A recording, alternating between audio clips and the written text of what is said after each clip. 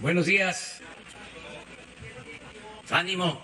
Muy buenos días. Estamos en Palenque, Chiapas. Aquí celebramos la reunión de seguridad desde las 6 de la mañana. Nos reunimos con el ciudadano gobernador, Rutilio Escandón Cadenas. Nos reunimos con los responsables de la seguridad en Chiapas, integrantes de la Guardia Nacional, de la Secretaría de Defensa, de la Secretaría de Marina, de las instituciones que todos los días se reúnen aquí en Chiapas como se hace en todo el país. Lo mismo que nosotros llevamos a cabo, de reunirnos de 6 a 7 de la mañana para ver lo que sucede a nivel nacional, recibir el reporte, el parte de delitos y de todo lo que se presenta en el país, lo que sucede en el país. Así también se replica en cada estado y el propósito es que se haga en cada región. Vamos a tener ya el año próximo las 266 coordinaciones territoriales y van a ser 266 sedes de la Guardia Nacional. Vamos a tener un despliegue de cerca de 150,000 elementos que van a estar muy cercanos a la gente para garantizar la paz y la tranquilidad en nuestro país. Ese plan continúa llevándose a cabo y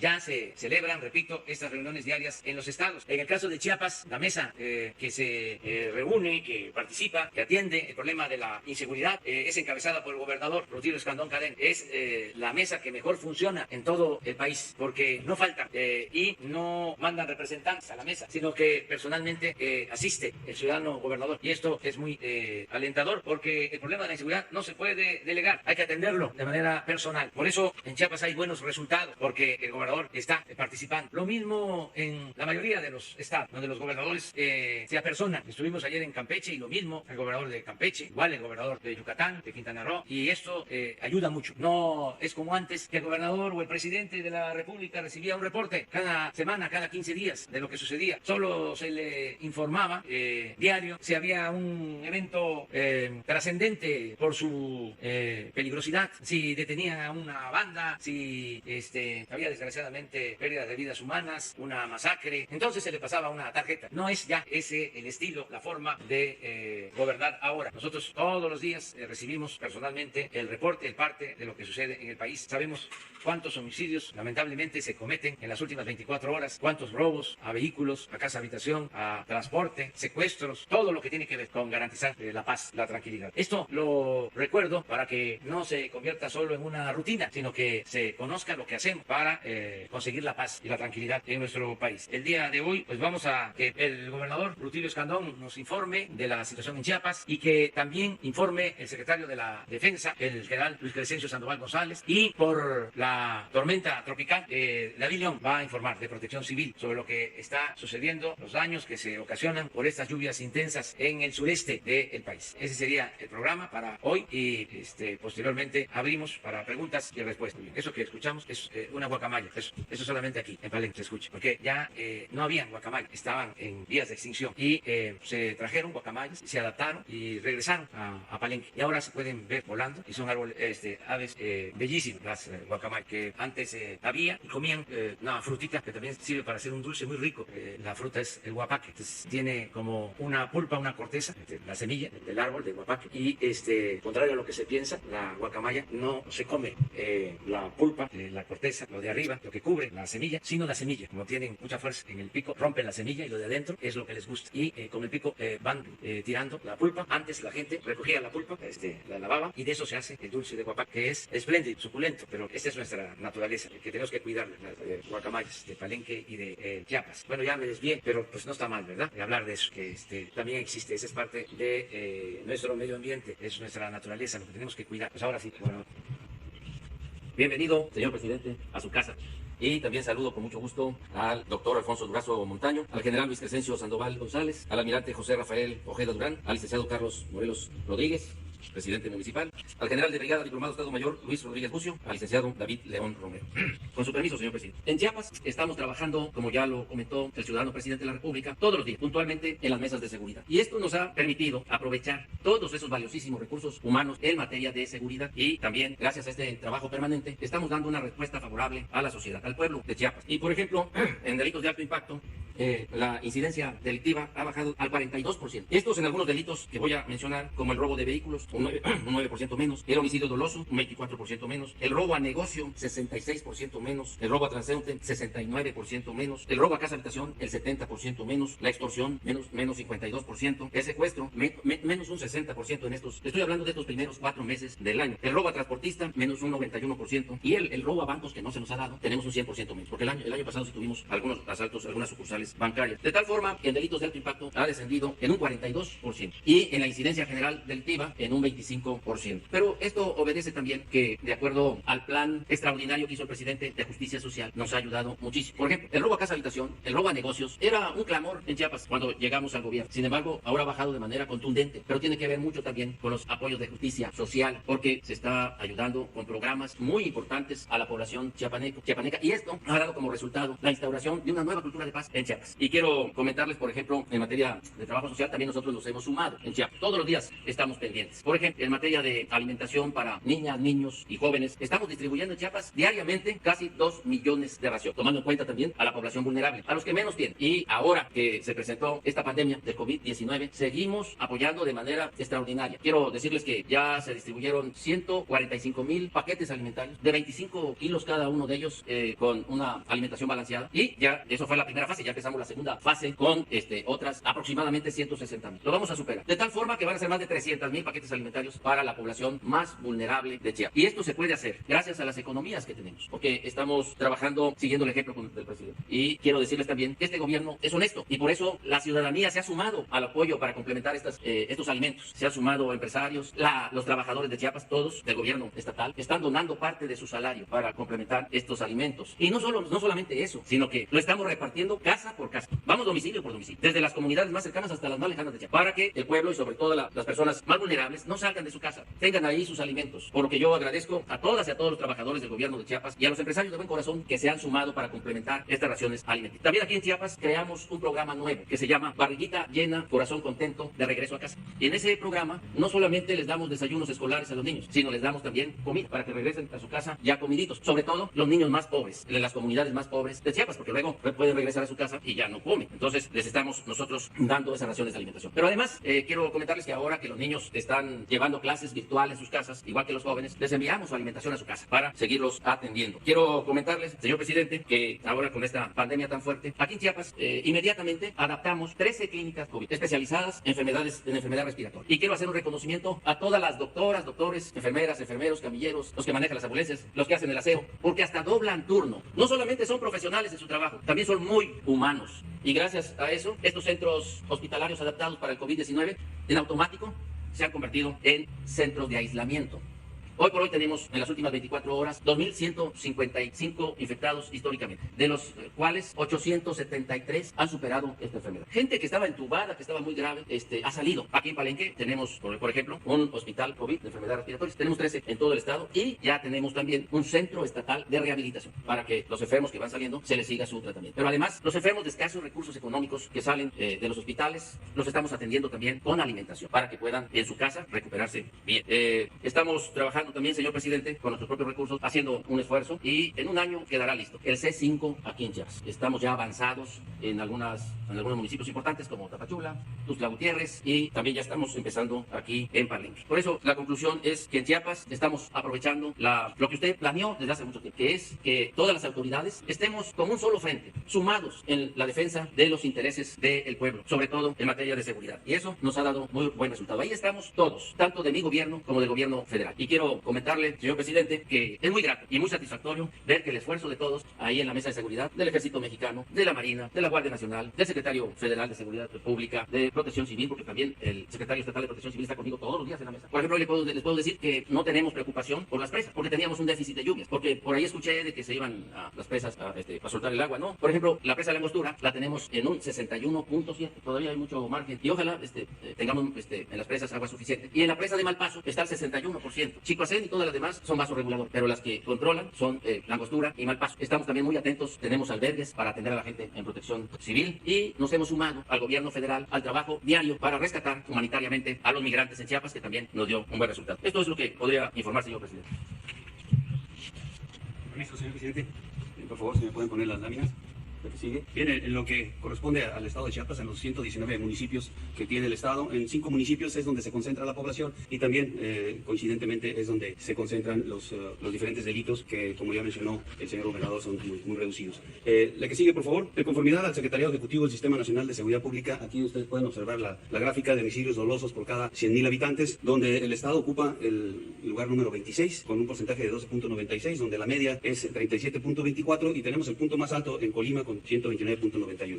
En esto, la que sigue, por favor, en homicidios dolosos por entidad federativa, en el mes de abril ocupa el estado el lugar número 21 con 676, muy abajo de la media. Y en la incidencia delictiva, como también ya lo citó el señor gobernador, todo está a la baja. Todos los delitos, ustedes pueden observar en la lámina, están a la baja: el robo a casa habitación, el secuestro, el robo a transeúnte, la trata de personas, robo a vehículos, robo en transporte, robo a transportistas, narcomenudeo, el homicidio doloso, como yo cité, también está a la baja. Y si hacemos una suma de todos los delitos, pues tiene el 29 lugar en la República. Las fuerzas federales en el ámbito de la seguridad que participan aquí en el estado, tenemos 4 coordinaciones regionales de la Guardia Nacional: Chiapas 1, Chiapas 2, Chiapas 3, Chiapas 4, y también tenemos la parte de seguridad en carreteras, haciendo un total de los efectivos de la Guardia Nacional de 2.641. Estos efectivos, sumados al despliegue que tiene Sedena, que son 2.330, más los de CEMAR, que tiene 433, hacen un total de fuerzas federales aquí en el estado de 5.404 elementos, los cuales, coordinados con la Policía Estatal, que son 4.109, más la Policía Municipal, 12.861, hacen un total general de fuerzas encargadas de la seguridad de más de 22,000 hombres. Estas fuerzas han realizado los siguientes aseguramientos durante la administración: destruido 17 plantillos de marihuana, 6 hectáreas, que corresponden a 6 hectáreas de marihuana, 837 kilogramos de este enervante, 5.885 kilogramos de cocaína, 191 detenidos, 137 vehículos, 6 aeronaves y 6 embarcaciones, y 108 armas, también casi 3 millones de pesos en moneda nacional y $240,000. En este estado, sigue por favor, también se presentan los alertamientos aéreos a vuelos ilícitos con la intención de introducir drogas en el país. En lo que va de la administración hemos tenido 9 alertamientos aéreos, 6 se han obtenido resultados positivos y 3 negativos. En esos 6 positivos se ha logrado el aseguramiento de 941 kilogramos de cocaína, 5 aeronaves, 2 personas detenidas y también una buena cantidad de dinero. En el ámbito de la atención a la emergencia sanitaria, en el estado tenemos 23 instalaciones sanitarias, es una de la Secretaría de Marina, 5 de Sedena, 4 del ISSSTE, 2 del IMSS y 11 del INSABI, que tienen camas de hospitalización y terapia intensiva con una buena disponibilidad para la atención de los ciudadanos. Adicionalmente, se han realizado por parte de Fuerzas Armadas y Guardia Nacional una serie de actividades que van adicionales a lo que es la atención hospitalaria, que va en seguridad a las instalaciones sanitarias, también seguridad a algunas áreas que se han identificado o que necesita la ciudadanía que hagamos algún patrullaje, también un apoyo a comunidades y el transporte de diferentes insumos a las diferentes áreas. Por parte de Fuerzas Federales es lo que se ha realizado aquí en el estado. Muchas gracias. Muy buenos días, con su permiso, presidente. En el Sistema Nacional de Protección Civil, en este momento, estamos concentrados para atender a la población que ha sufrido alguna afectación derivado de Amanda, sus remanentes y la tormenta tropical Cristóbal. Atender a la población, atender las necesidades que tienen en este momento, pero también prevenir y preparar aquellas acciones que serían necesarias para los próximos días, ya que las condiciones que tiene esta tormenta tropical prevalecerán en la región. El objetivo más importante que tenemos en todo el Sistema Nacional de Protección Civil es salvaguardar la vida de las familias. La tormenta tropical Cristóbal se encuentra en este momento a 27 kilómetros este-noreste de Balancán, en el estado de Tabasco, y a 95 kilómetros de Ciudad del Carmen, Campeche. Se desplaza de manera lenta hacia el sureste. Si puede pasar la siguiente diapositiva, por favor. Esa es la trayectoria que tuvo Amanda. La pueden ver entrando por Guatemala, que son esos puntos color naranja. Entra por Guatemala. Después, cuando entra a la frontera con nuestro país, ahí es cuando se degrada a una zona de baja presión, pero gana fuerza, se reorganiza y se convierte en esta tormenta tropical Cristóbal. Sale al Golfo y regresa al territorio, da un giro hacia la izquierda, regrese hacia el sur al territorio, y ahora lo que se espera es que pierda potencia, pierda fuerza, pierda intensidad en el territorio, bajando de tormenta tropical a depresión tropical, y haga un giro hacia el norte para salir al Golfo. Ese es el pronóstico. Recordemos que estos pronósticos pueden variar por las condiciones, pero ese es el último pronóstico que tenemos al momento. Los elementos más importantes de estos sistemas son el viento, que en este caso las rachas de viento no son tan intensas. Recordemos que a los ciclones tropicales, depresiones tropicales, tormentas tropicales y huracanes se les clasifica por la velocidad de sus vientos. La preocupación en este caso no es el viento, es la cantidad de lluvia. al moverse lento, deja mucha agua en el territorio por varios días. En esta gran región del sur-sureste de nuestro país ha llovido de manera intensa en los últimos días. Decir también que el día de ayer llovió menos que el día martes, es decir, tuvimos menos precipitación pluvial. Recordar que la precipitación pluvial se mide por litros en un metro cuadrado. Para el caso de Campeche, ayer llovieron 104 litros por metro cuadrado en algunas regiones versus 169 del día martes. Para el caso de Tabasco, ayer llovieron 121 litros por metro cuadrado contra 224 que se tuvieron el día martes. Y para Quintana Roo, llovieron el día de ayer 23 litros por metro cuadrado contra 69 que se tuvieron el día martes. Las lluvias más importantes del día de ayer para Veracruz, para Chiapas, para Campeche y para Tabasco. Solamente para tener una dimensión, es un sistema, esta tormenta tropical extenso que afecta a muchos estados de nuestro país. La población afectada en riesgo en estos 7 entidades que he mencionado es cercana a los 7 millones. 7 millones de personas están expuestas a este riesgo de ciclón tropical. La siguiente, por favor. En cuanto a las afectaciones, tenemos desafortunadamente, lamentamos primero todas las afectaciones que se tienen en el territorio. Las familias al evacuar sus viviendas pierden algunos enseres, es decir, hay daños a la infraestructura y también lamentamos la pérdida de vidas humanas, que es el objetivo más importante que tiene el Sistema Nacional de Protección Civil, salvaguardar la vida. Perdimos una persona en el municipio de San Cristóbal. Si pudiera pasar a la siguiente imagen, fue una muerte indirecta, un motociclista que venía sobre la autopista y que justamente cuando va transitando cae un árbol sobre su bicicleta, su motocicleta y pierde en ese momento la vida. En cuanto a los daños que tenemos en la región, en estas distintas entidades, la siguiente, por favor. Tenemos viviendas afectadas en 12 municipios de 4 estados, deslizamientos de tierra. Recordar que cuando el terreno se satura y hay alguna modificación en la ladera, ya sea la tala o algunas construcciones o cortes en el terreno, esas laderas, esos terrenos se pueden deslizar. Tenemos deslizamientos de laderas en 15 municipios de 12 estados, vías de comunicación afectadas en 18 municipios de 5 estados, personas evacuadas en 9 municipios de 5 estados, refugios disponibles sin ocupar. Recordar que tenemos un inventario en esta región del país de 6,000 albergues temporales. Ya lo decía el gobernador del estado, esos albergues temporales están mapeados y se activan conforme se vayan necesitando a través de los consejos estatales y los consejos municipales. Tenemos de los activos 8 sin ocupar en 2 estados, de los ocupados 6 en 6 municipios tenemos albergues temporales de 4 estados, cauces desbordados en 5 municipios de 4 estados, cierres totales carreteros que están siendo restablecidos, 11 municipios en 4 estados, hospitales afectados, ya lo referíamos el día de ayer, únicamente 3 instalaciones en 2 municipios en 2 estados de nuestro país, instalaciones estratégicas, tuvimos una intrusión de agua en un cuartel de la Guardia Nacional en Campeche y caída de estructuras a causa de los vientos, a causa de las lluvias en 12 municipios de 5 estados de esta región. Las instalaciones prioritarias trabajan de manera normal, sin contratiempo. Petróleos Mexicanos, a través de su plan de respuesta a emergencias de huracanes, trabaja sin ningún contratiempo. Los puertos varios de este litoral están cerrados a la navegación.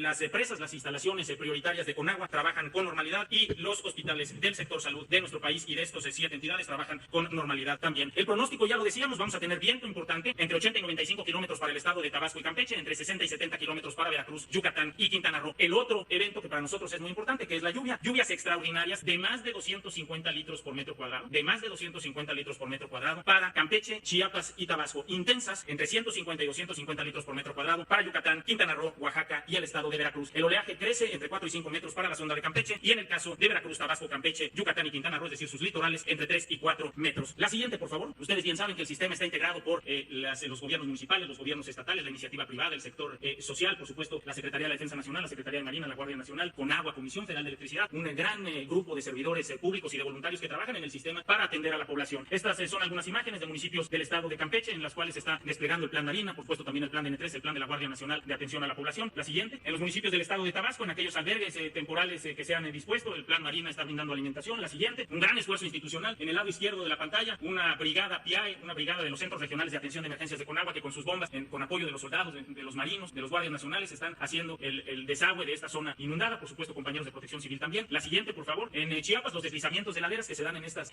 regiones, en estas zonas del estado, en el municipio de Rancho Nuevo, en el municipio de Chiapa de Corzo, deslizamientos de laderas de los dos, con la participación de las instituciones del gobierno de México. La siguiente, por favor. En Quintana Roo, lo mismo, la aplicación de estos planes de atención a la población. La siguiente, por favor. En este es un video donde los guardias nacionales, nuestros hermanos soldados, ayudan a un adulto mayor a hacer la evacuación de su vivienda. El plan DN3E, que nació en 1966, uno de los planes ejemplares que tiene no solo México, sino los países en atención de emergencia, se encuentra desplegados. Tenemos, repito, más de 9,000 efectivos de estas instituciones que están atendiendo a las familias en esta región del país, acompañados de las instituciones estatales y las instituciones municipales. Por último, las recomendaciones. Las condiciones van a continuar. Debemos extremar precauciones ante el viento, la lluvia y el oleaje, el incremento en los niveles de los ríos por los escurrimientos que pudiera haber, los desbordamientos, las inundaciones, la caída de estructuras, árboles y el posible deslizamiento del terreno. La recomendación más importante para todos, antes de la tormenta resguardarme, ya sea con un familiar o en uno de los albergues temporales que se han dispuesto. Durante la tormenta no transitar, no cruzar el cauce de un río, no confiarnos, no cruzar una zona inundada y después de la tormenta volver con mucho cuidado a casa. Por último, presidente, solamente agradecer y solicitar a los medios medios de comunicación que nos ayuden a difundir estas medidas de prevención. Agradecer también a las familias de estos 7 entidades que han sido muy responsables para atender las recomendaciones del Sistema Nacional de Protección Civil y, si me lo permite también, presidente, en esta labor de atender, de prevenir y de preparar, reconocer a cada soldado, a cada marino, a cada guardia, a cada bombero, a cada policía, a todos los servidores públicos que participan en este tipo de eventos, de gestiones de emergencias y que abandonan a sus familias por cuidar de las nuestras. Muchas gracias, presidente. Bueno, pues esta es la información. Quiero también hacer dos comentarios. Uno, decirles que el Gabinete de Seguridad, como lo expresé, se reúne de lunes a viernes todos los días de 6 a 7 de la mañana, y quien coordina este Gabinete de Seguridad es el secretario Alfonso Durazo, que es un servidor público de primer orden, que me ayuda mucho. Es un servidor público eficiente, ordenado, organizado, trabajador, que es el que nos reúne a todos y conduce el Gabinete de Seguridad. La otra observación que quiero hacer, el otro comentario, tiene que ver con lo que se dio a conocer ayer sobre el número de fallecidos por la pandemia. Esto seguramente generó preocupación en el país, porque pasó de 500 fallecidos de un día a otro a 1000 fallecidos. Ayer, de acuerdo a esta información, fue el día con más fallecidos por la pandemia. Quiero informarle a todo el pueblo de México que esto ocurrió porque se hizo un ajuste en defunciones que se habían presentado con anterioridad y que no se habían registrado o no se habían dictaminado. Y hubo este proceso de actualización, pero no significa que hayan fallecido en un día 1000 personas. Eso lo quiero dejar muy claro. Ya lo explicó el doctor Hugo López-Gatell ayer por la tarde-noche, pero es importante que se sepa. Ayer mismo hubieron menos fallecidos en el país que los 1000 registrados. Esto lo podemos observar bien en lo que sucedió en la Ciudad de México, en el Valle de México, que es donde tenemos más afectación por la pandemia. Y les quiero mostrar la información que me envió la jefa de gobierno al respecto. Quiero mostrarla a todos los mexicanos. Lo hago para que no nos alarmemos, para que se conozca la realidad, para aclarar las cosas. Desde luego, no se trata de relajar la disciplina, se trata de seguirnos cuidando, de seguir manteniendo la sana distancia, de no salir de la casa si no es para lo fundamental, para lo indispensable, pero también que no haya psicosis, que no haya miedo, que no haya temor, que al mismo tiempo también no hagamos caso al amarillismo. El periódico Reforma hoy dice que México está en el tercer lugar en fallecimientos en el mundo, y eso es rotundamente falso. Están actuando por la animadversión que tienen a nuestro movimiento, a mi persona, al proceso de transformación. Están actuando de manera alarmista e irresponsable. Están actuando de acuerdo a la máxima del AMPA del periodismo, de que la calumnia cuando no mancha tizna. Es muy lamentable que esto pase en estos momentos, cuando se requiere de profesionalismo, de objetividad, independientemente de nuestras diferencias políticas, ideológicas. El Reforma es un periódico que representa el conservadurismo de México y del mundo, y por eso no están de acuerdo con lo que hacemos, con el cambio que se está llevando a cabo, porque ellos protegían a grupos de intereses creados, siguen protegiendo a grupos de intereses creados. No hay que olvidar que el Reforma surgió durante el gobierno de Carlos Salinas de Gortari, y ahora están molestos porque no se permite la corrupción, no se permite la impunidad, y ellos quieren mantener el régimen de privilegios, de corrupción, de impunidad, de injusticias. Entonces, por eso están desesperados y son capaces de inventar noticias, y eso lo considero como falta de profesionalismo, sobre todo porque producen alarma, inquietud, miedo, y el pueblo no merece ser tratado de esa forma. Todos tenemos que actuar con responsabilidad. Les comentaba lo de esta gráfica. Esto es la zona metropolitana. Este es el día 3 que se reporta con más de 1000 fallecimientos. ¿Qué hay realmente el día 3 en la zona metropolitana del Valle de México? Hospitalizados en general, 6.362. Un día antes, 6.382. Es decir, una disminución mínima, pero disminución del día 2 al día 3. Lo verde son los no intubados, hospitalizados no intubados, de 4.900 a 4.872. También una pequeña disminución. Luego, intubados. Aquí son 8 más intubados, de 1.482 a 1.490. Y abajo son los fallecidos diarios, que lamentamos mucho estas pérdidas humanas, y no vamos a dejar de enviar nuestro pésame, nuestra solidaridad a los familiares, porque no son números, no son datos. Lo tengo que hacer por las circunstancias. Es mi responsabilidad informar. En el caso de fallecidos, 157. Un día antes, 271. Y este día de 157 fallecidos en la zona metropolitana es el día que se registran revisan los más de 1000 fallecidos porque se hace una actualización. Esto lo quería informar. También ofreciendo disculpa a habitantes de otros países porque, lo repito, todas las comparaciones son malas y más cuando se trata de pérdidas de vidas humanas, pero me veo obligado a hacerlo. Me gustaría que se pusiera la lámina en donde se compara a México con otros países. Daniel Asaf tiene esta gráfica, son datos de anoche, incluidos ya los más de 1000 fallecidos registrados en comparación con otros países, para que se conozca cómo están, porque esta información no se difunde, desgraciadamente, no se da a conocer.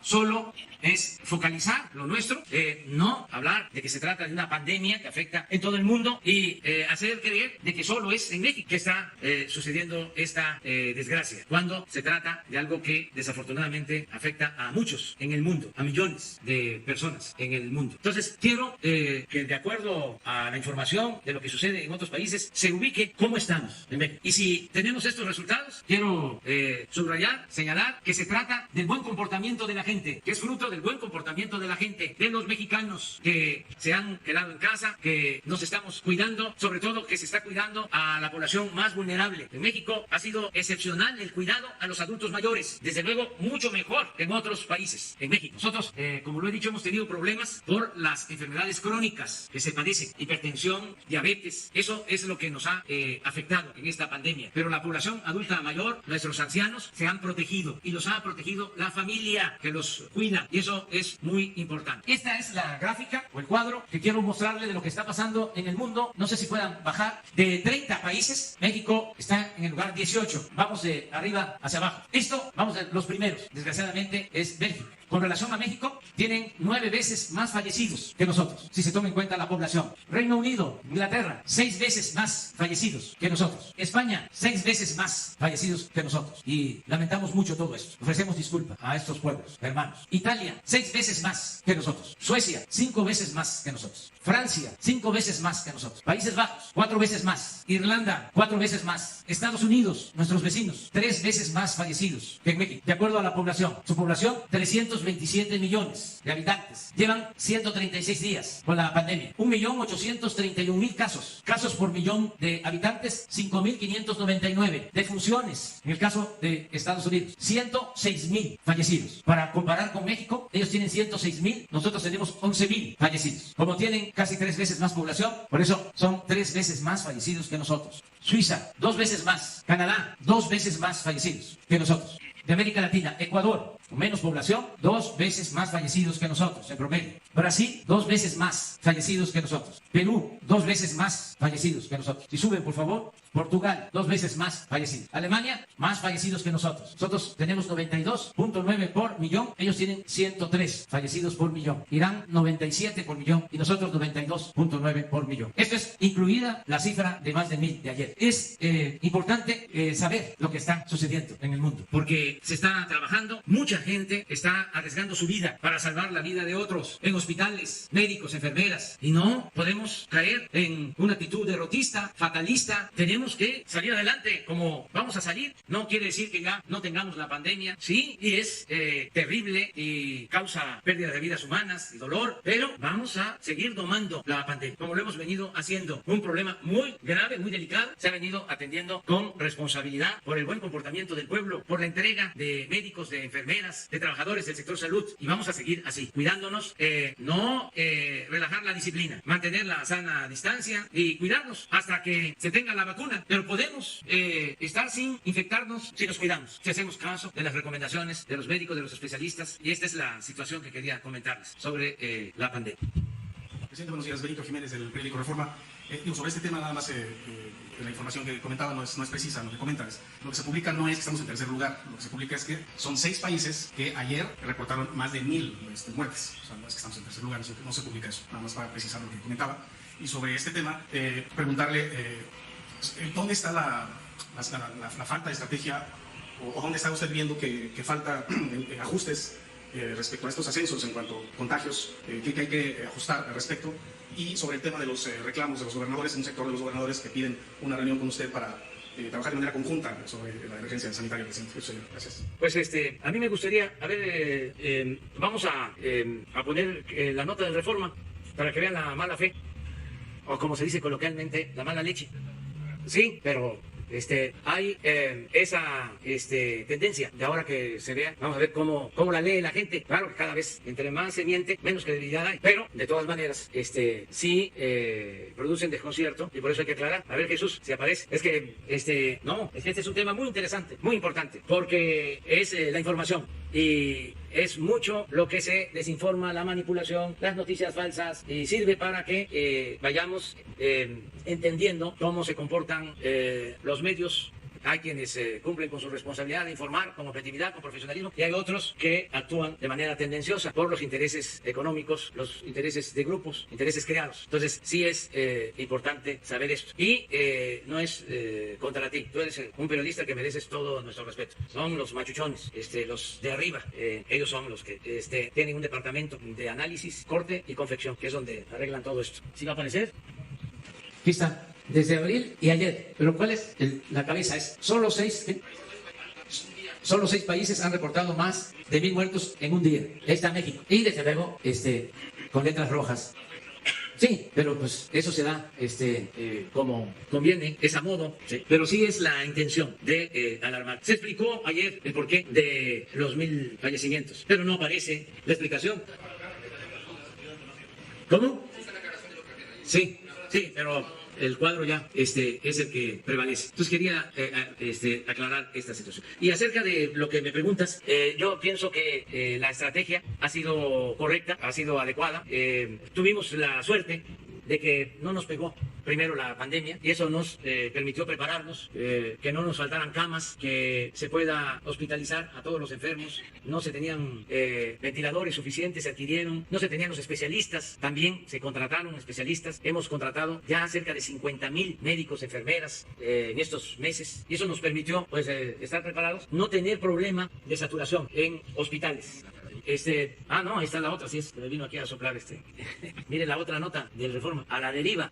Entonces, de ahí cierro el paréntesis. Pero así está el Universal también, o sea, no tanto, pero ahí se van. Y así otros. Nunca se había atacado tanto a un gobierno como ahora. En los periódicos, en la radio, en la televisión. Todo era aplaudir y callar, quemarle incienso al presidente. Lo cual ahora es un timbre de orgullo, porque ya hay libertades y ya la prensa no está subordinada, sometida al poder, como era antes. Es una prensa libre que puede ejercer su libertad a plenitud y que ya también no negocia, porque eso ya no se permite, con la libertad de expresión. Ejerce la libertad de expresión. Ya no se negocia con la libertad de expresión. Bueno, decía de que nos dio tiempo, que no nos pegara primero la pandemia, a prepararnos, a ver si se pone cómo estamos en camas de hospitalización en el país, de terapia intensiva. Tenemos espacios suficientes y nos ha ayudado mucho el que la conducción de la estrategia esté en manos de especialistas, de científicos. Tenía tiempo que no había un secretario de salud como el doctor Jorge Alcocer, que es un científico, Premio Nacional de Ciencia, una eminencia. Hubo tiempos en que fueron secretarios de salud, abogados, economistas. Ahora no, ahora es un investigador del más alto nivel, del más alto rango. El subsecretario Hugo López-Gatell, lo mismo, un experto, un especialista. Entonces, la conducción de todo el proceso para enfrentar la pandemia quedó en manos de ellos.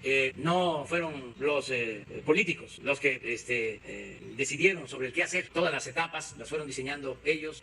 Nos ajustamos todos a sus recomendaciones y eso ha funcionado. Y lo más importante, repito, es el comportamiento del pueblo de México y nuestras culturas, que siempre se hacen a un lado. Fíjense, los que desprecian nuestras tradiciones, nuestras costumbres, nuestras culturas, que ven nuestras culturas como anacronismos, como cosas viejas, que no tienen que ver con la modernidad, que no tienen que ver con la civilización, entre comillas, pues todo eso está quedando de lado. Está demostrando que esa modernidad impuesta, la civilización, entre comillas, no es lo más recomendable. Que la fortaleza de México se tiene en la gran reserva cultural que hay en nuestros pueblos. Por ejemplo, la importancia de la familia. ¿Por qué ahora, ante la pandemia, se cuida a los adultos mayores? Porque esa es una costumbre de nuestro pueblo, cuidar a los adultos mayores y cuidar a todos los integrantes de las familias. En México no hay muchos asilos de ancianos, como en otras partes. Les pegó fuertísimo en Europa la pandemia, entre otras cosas, porque tienen muchos asilos de ancianos. En Suecia, casi la mitad de los que perdieron la vida por la pandemia hasta ahora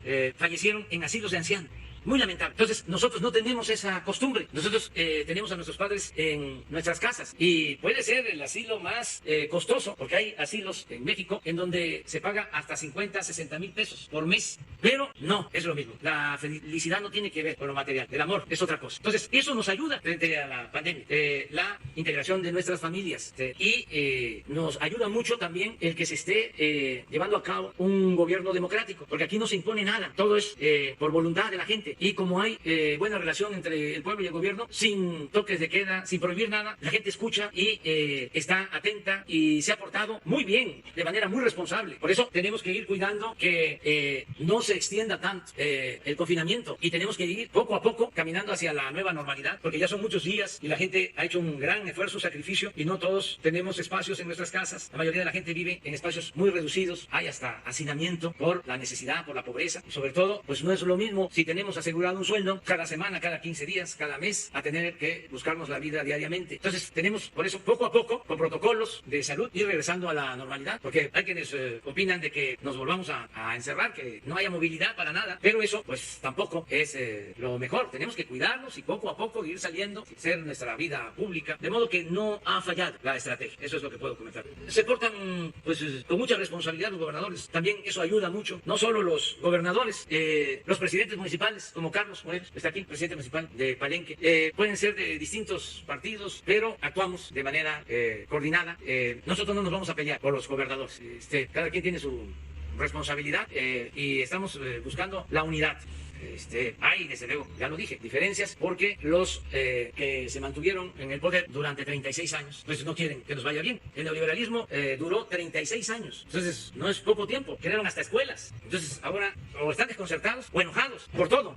Es lo que pasó en el Porfiriato, fueron 34 años, pero acá fueron 36. Entonces esto tuvo que ver con la economía, tuvo que ver con la educación, tuvo que ver con los medios de comunicación y todo eso es lo que se está reacomodando. Entonces lleva tiempo, es un proceso de transición. Yo celebro que haya oposición como la de Reforma, como la de los grupos que salen a manifestarse en contra de nosotros, que ejercen su derecho a disentir, los partidos opositores, el Partido Conservador, pero a pesar de los cuestionamientos hay un orden, no hay confrontación, no hay violencia, no, la confrontación es política, es de debate y eso es válido porque esa es la democracia. Antes no se podía hacer ningún cuestionamiento, no se podía tocar al intocable, ahora ya no. Les enojan nuestros adversarios que yo utilice mi derecho de réplica, pero eso es parte también de la democracia. Entonces son mensajes de ida y vuelta y con respeto, no pasa absolutamente nada, así seguimos. ¿Y cómo resolvemos diferencias? Con el método democrático. Ya vienen las elecciones el año próximo, no están de acuerdo con lo que estamos haciendo, quieren que regrese el régimen de corrupción, de privilegios, de injusticias, pues a votar para que se regrese al pasado, para que se vuelva a lo que había. No están de acuerdo, quieren seguir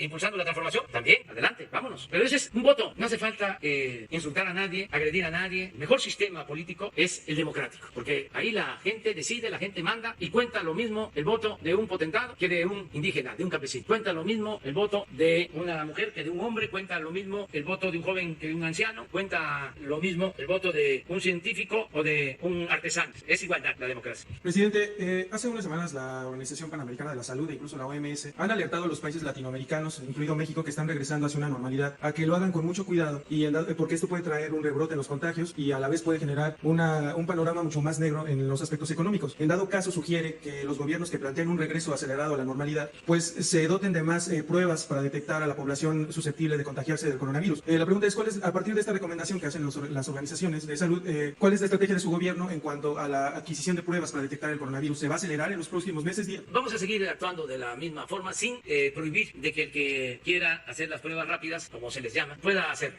Nosotros, de acuerdo a los especialistas, pensamos que la manera en que se hacen las pruebas en México es lo más adecuado, lo más correcto, pero no nos oponemos a que haya otro tipo de pruebas ahora que se está iniciando la actividad económica poco a poco con protocolos en las empresas automotrices donde se llevan a cabo estas pruebas en sus oficinas matrices, en sus países de origen. Se les está pidiendo que actúen igual en el caso de las plantas establecidas en México y se hacen estas pruebas. También está demostrado que hay un porcentaje de falta de eficacia en la aplicación de las pruebas, es decir, que no siempre resultan ciertas, pero no está de más. Hay muchos que se hacen esta prueba rápida, salen positivos y van después a hacerse la prueba con las características más seguras y se ratifica. Es decir, que sí están positivos. O sea, y esto ayuda, sobre todo por el tiempo, que se entregan con menos tiempo. En otros casos no es así. Se hace la prueba, salen positivos y luego la prueba más minuciosa y salen negativos. Pero, en fin, no nos oponemos a eso. El gobierno ya tiene una definición de acuerdo a lo que nos recomiendan los expertos. Ok, presidente, y en otro tema que quisiera preguntarle, hay una versión que corre en medios acerca de que su gobierno, a partir de los recortes presupuestales que se están planteando, pues ha dejado abandonado la construcción de la Terminal 3 del Aeropuerto Internacional de la Ciudad de México. Cabe señalar que la ampliación de la terminal pues es parte del proyecto aeroportuario que usted está proponiendo a partir de la cancelación del aeropuerto de Texcoco. Si usted nos podría confirmar si se ha terminado con... No es cierto, sí, se va a terminar la ampliación del aeropuerto actual de la Ciudad de México y se sigue construyendo, de acuerdo al programa, el nuevo aeropuerto Felipe Ángeles, que lo vamos a inaugurar el día 21 de marzo de 2022. Se va a inaugurar ese nuevo aeropuerto. Y no solo se está rehabilitando la Terminal 2 del aeropuerto de la Ciudad de México, sino se va también a resolver el problema de hundimientos, porque tiene un problema de estructura. Toda esa zona es una zona de hundimientos, más donde iban a construir el aeropuerto de Texcoco. Ahí pues es fango, ahí la tierra firme está a 30, 40, a 50 metros de profundidad, y ahí querían hacer el aeropuerto. Ahí, si ustedes transitan de la Ciudad de México a Texcoco o a la autopista que va a Pachuca por la zona del aeropuerto, pues ahí hay hundimientos permanentes en las carreteras, que es una zona de hundimientos. De por sí la Ciudad de México se hunde constantemente. Esa zona es la que más se hunde en el Valle de México. Entonces, cuando se hace la Terminal 2, se toma en cuenta lo de los hundimientos, pero ya con el tiempo, esa terminal debe de tener como 12, 15 años y ya tiene hundimientos, y tenemos que reforzar su estructura. Es parte del programa de rehabilitación de los aeropuertos, pero no se detiene nada. Hay muchas mentiras falsas. Ayer estaba yo viendo en las redes, en donde se dio a conocer que vamos a cobrar impuestos por las mascotas. Imagínense, ni que fuese yo Santana. Ustedes saben que Santana, el dictador, al que fueron a buscar al extranjero los conservadores, después de que nos quitaron más de la mitad de nuestro territorio, todavía fueron los conservadores a traer a Santana. Bueno, y regresa Santana y expide leyes para cobrar impuestos por las ventanas y por las puertas que tenían las casas y hasta por los perros. Ese era Santana. Entonces creen los conservadores que pues somos como ellos. Ayer apareció, no sé si puedes encontrar en la red Jesús, en donde estoy con un perrito, que dice noticia falsa. Entonces hay muchas noticias falsas. Hay otra noticia falsa en donde ando o se estacionan no sé cuántas Suburban, 7 Suburban, que resulta que era de una boda de un político, las Suburban, y me las cargan a mí. Ya otras cosas. El día que estuvimos en Mérida, traía una guayabera, así como esta. Miren, porque esta es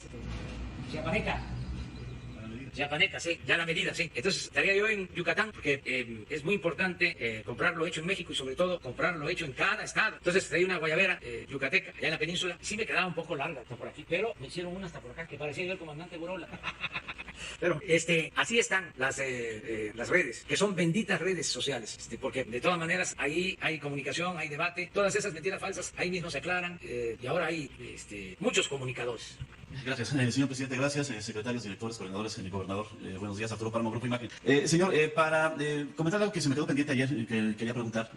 Nosotros publicamos que de acuerdo con el INEGI se requiere la creación de millones de empleos, 33 millones de empleos, para poder revertir la situación en la que se encuentra México. Obviamente, no se refiere solamente a los que se han perdido en estos meses, se refieren a los que ya se estaban rezagados, para los que perdieron un empleo formal, para los que perdieron un empleo informal o que estaban a la búsqueda de un empleo formal y mientras se estaban dedicando a otra actividad informal, y para los que se están sumando al mercado laboral. El plan de usted, recuerdo que eran la creación de cerca de 2 millones de empleos. Señor, ¿cómo se puede generar más actividad económica que genere más empleos todavía y poder revertir la situación en la que ya estábamos y que vino a agudizar la pandemia?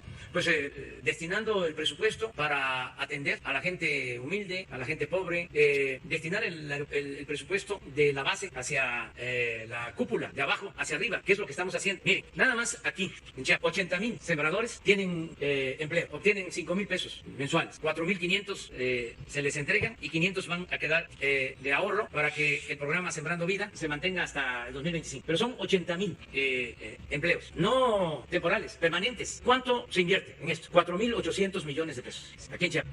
Este programa a nivel nacional este año se va a ampliar a 1 millón de hectáreas y va a generar 400,000 empleos. Solo este programa, 400,000 empleos. Es una inversión de alrededor de 27,000 millones de pesos. El año pasado eran 500,000 hectáreas, 200,000 empleos. Este año son 500,000 más y 200,000 empleos más. El Tren Maya, este año 80,000 empleos directos. Y así, la escuela es nuestra. Aquí en el caso de Chiapas, 14,437 escuelas, 14,437 escuelas están recibiendo directamente su presupuesto para mantenimiento. Es una inversión de 1.608 millones de pesos. Pero no solo es la reparación de la escuela, es el presupuesto, son los empleos, porque si se va a hacer una barda, si se va a ampliar la escuela porque se hace un aula, pues se contrata a un maestro de obra, a un trabajador de la construcción. Entonces, de esta forma, nosotros este año vamos a crear 2 millones de nuevos empleos. 2 millones. El Seguro Social informa que por la pandemia, hasta ahora se han perdido alrededor de 900,000 empleos. ¿Por qué tengo confianza? Porque los datos de abril del Seguro Social significaron una pérdida de empleo de 555,000 empleos perdidos. De 20.500.000 trabajadores inscritos en el Seguro Social perdieron su trabajo. En abril, 555,000. Nos quedamos con menos de 20 millones en el seguro. En mayo, los técnicos, los expertos, también los que no nos ven con buenos ojos, aseguraban de que iba a crecer la cifra de desempleados del Seguro Social.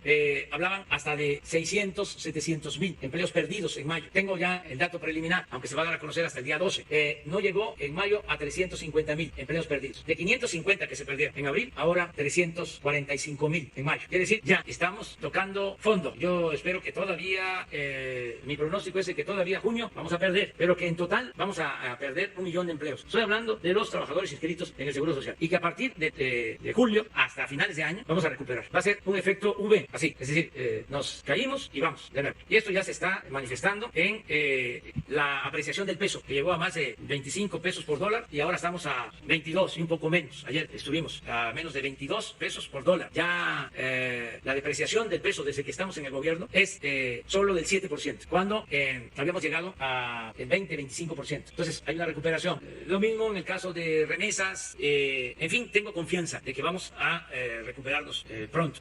De la pandemia, respecto a ello también le quiero hacer varios datos quiero exponerle para conocer su opinión. Primero, Claudia Sheinbaum, la jefa de gobierno, ya dice que ayer en su conferencia de prensa, que si es necesario, si no baja, si no cede la pandemia, porque los datos incluso que usted nos colocó hace un rato es muy constante, no baja. Literalmente estamos en la parte más alta de la pandemia en la Ciudad de México. Si no baja, si no cede, no se va a poder regresar el 15 de junio o se está analizando la posibilidad de ir más allá en este levantamiento de las restricciones a la actividad. Hace un par de días el doctor Hugo López-Gatell decía que efectivamente estamos en la parte de más alta infección, de más alto riesgo de contagio en general en el país. Las cifras, pueden ser muy polémicas tal vez, pero las cifras están. Y usted nos ponía ahorita una tabla en que México es en el lugar 18 de los países que por promedio de 1 millón, me parece que era. Por millón, estamos en el lugar 18. Sin embargo, los que están arriba ya salieron de la pandemia. Hay algunos países europeos que ya no están registrando muertes, ya no se van a mover. México está en el punto más alto. Se va a mover esa tabla. En México puede ser que suba en esa tabla. ¿Cuál es la previsión de ustedes? Porque estamos en un punto en el que mucha gente sí está relajando las medidas de seguridad. En la Ciudad de México ya se prohibió incluso que la gente, se sugirió que la gente ya no hable en el metro para evitar que haya mucha gente que no usa cubrebocas aún en el transporte público o andando en la vía pública. En fin, hay muchas señales, señor presidente, de que está muy complicada la situación. Yo entiendo el mensaje que usted quiere dar de confianza, pero ¿hasta dónde el gobierno está dispuesto a mantener las condiciones que están actualmente o tratar de seguir insistiéndole a la gente que se cuide y que tome medidas para evitar que esto se agrave todavía más? Lo más importante es la vida de las personas. Eso es lo que se pone en el centro. Entonces nosotros no vamos a poner en riesgo la vida de las personas. No es el caso. Si se presentara una situación de rebrote, ya sea en el Valle de México, en cualquier estado, de inmediato se toman medidas. Porque lo más importante es salvar vida. Y estamos pendientes de todo lo que sucede. Por eso quise aclarar hoy esto de los 1,000 fallecimientos. Porque sí, es fuerte. Sí, de 500 a 1,000. Pero cuando se actualizan las cifras en el tiempo, no cede. Debería, sí, lo estamos viendo en la misma Ciudad de México. A ver, ¿por qué no volvemos a ponerla? Yo quisiera que desapareciera por completo el virus, pero no es así, es una pandemia. Pero sí quiero mostrarlo. Sí, es que, sí. Y arriba los que están intubados, ahí sí es constante. Y es más o menos la mitad de la gente. Sí, pero la proyección que tenemos de los especialistas, la proyección original en el número de hospitalizados era de 10,000. O sea, nosotros nos guiamos por lo que nos dicen los especialistas. Desde luego, tenemos que mantener las medidas de sana distancia, cuidarnos, pero esta es una gráfica aplanada. Esto no es lo que sucedió, vuelvo, ni modo, a las comparaciones. Esto no es Nueva York, es distinto. Entonces yo espero que ceda, que se mantenga en descenso la pandemia. Si no fuese así, pues vamos a tomar las medidas que se necesiten y no tenemos mayor problema porque la gente, a pesar de que ya lleva tiempo en el confinamiento, actúa con mucha responsabilidad. Pero no queremos también exagerar, pedir más sacrificios de los necesarios. Entonces, es buscar un equilibrio, poniendo siempre por delante el que no se pierdan vidas humanas. está estable. En el caso de la ciudad, sí, y de acuerdo a las proyecciones, se piensa que va a haber un descenso. Hay una gráfica, ¿no tienen la gráfica de la Ciudad de México? ¿Una proyección? Sí, sí. Entonces, esperemos que esto suceda. Lo deseamos. Es muy triste el estar hablando de estos temas, recibiendo estas noticias para cualquier persona. Más si tenemos una responsabilidad, porque somos responsables. No somos culpables, pero sí somos responsables. Sí. De que se convierta en Nueva York, si ahorita la gente se relaja como está pasando y que se pueda disparar el contagio. No, porque porque además, si fuese por la nueva etapa, se expresaría después, sí, quizá no 2 semanas, pero sí 1 semana, 10 días. Entonces, esto es lo que ya venía de tiempo atrás, es decir, de la tercera etapa. ¿Cómo se está cuidando? ¿Usted toma algo? Usted vimos en alguno de los eventos del tren y si le ponían alcohol. Sí, yo soy cuidadoso. ¿Qué medidas toma usted a diario? Lo mismo que yo recomiendo y que a mí me han dicho, la sana distancia, mantener sana distancia, pues el aseo, el lavado de las manos, básicamente. La alimentación, pues comer saludable, no comer productos chatarra, pero también eso es voluntario, no puede ser obligatorio. Y estar bien con nuestra conciencia, no mentir, no robar, no traicionar, eso ayuda mucho para que no dé el coronavirus. Bueno, muchas gracias, nos vemos más tarde en el banderazo del tren. Muchas gracias.